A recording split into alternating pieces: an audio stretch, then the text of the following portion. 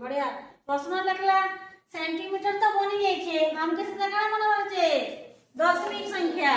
बुझी पारलो 1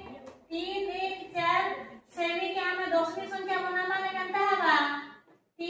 1 4 विभक्त केते करबी 100 बुझी पारलो 3 1 4 3 1 4 314 एखन केने दशमिक हबा दुईटा शून्य 3 और 1 मल्टीप्ली बढ़िया जानलो हला फेर कहबो 211 सेंटीमीटर तो बनी जाय छे आगु सेंटीमीटर के हमें काना करमा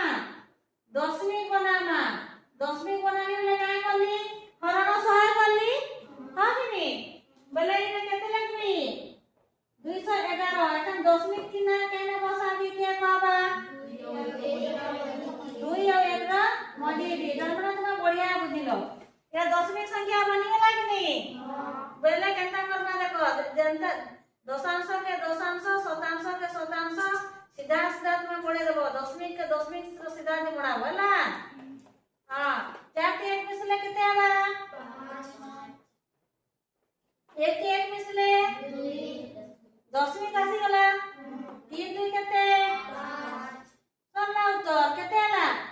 5 मीटर 25 सेंटीमीटर बुझी पारलो केते आला 5 मीटर 25 सेंटीमीटर सबेंदा करी एंत बकार